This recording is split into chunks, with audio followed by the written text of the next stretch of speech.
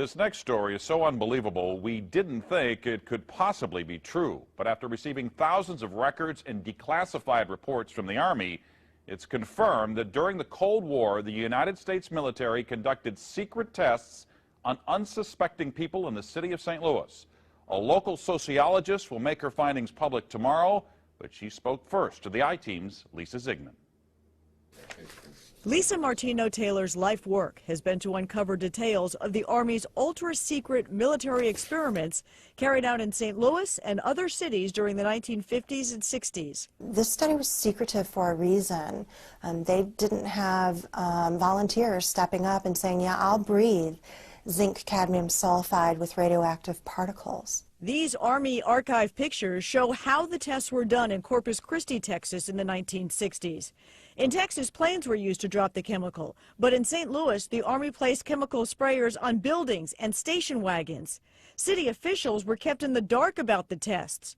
The Cold War cover story was that the Army was testing smoke screens to protect cities from a Russian attack. The truth, according to Martino-Taylor, was much more sinister. It's pretty shocking. The level of duplicity and secrecy, clearly they went to great lengths to deceive people. By making hundreds of Freedom of Information Act requests, she uncovered once classified documents that confirm the spraying of zinc cadmium sulfide. The greatest concentration of this compound was sprayed near the Pruitt-Igoe housing complex just south of downtown St. Louis. It was home to 10,000 low-income people, and an estimated 70% were under the age of 12. Martino-Taylor claims they all unknowingly inhaled this compound morning, noon, and night so the government could measure its effects on their lungs. So this is in violation of all medical ethics, all international codes, and the military's own policy at that time.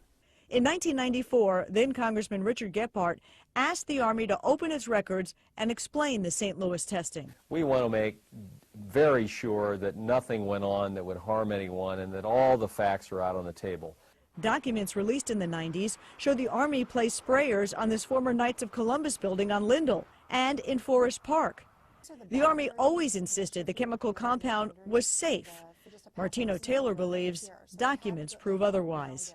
There's a lot of evidence that indicates that people in St. Louis, in the city, particularly in minority communities, were subjected to military tests that was connected to a larger radiological weapons development and testing project. For the first time, she links the St. Louis testing to a company called U.S. Radium, a company notorious for lawsuits involving radioactive contamination of its workers. United States Radium had this reputation where they had been found legally liable decades prior for producing a radioactive powdered paint that killed many young women who painted fluorescent watch dials.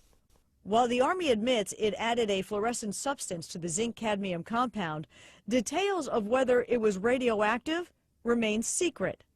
Documents uncovered to date indicate the Army never conducted follow-up studies to see whether the compound caused long-term health issues.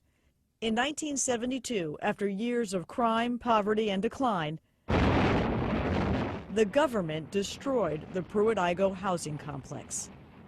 Lisa Ziegman, News Channel 5, I-Team.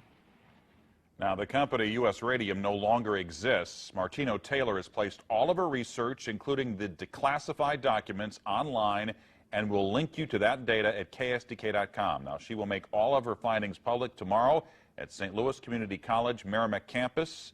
In the meantime, if you remember the spraying, the I-Team's Lisa Ziegman would like to hear from you. You can email her at lziegman@ksdk.com.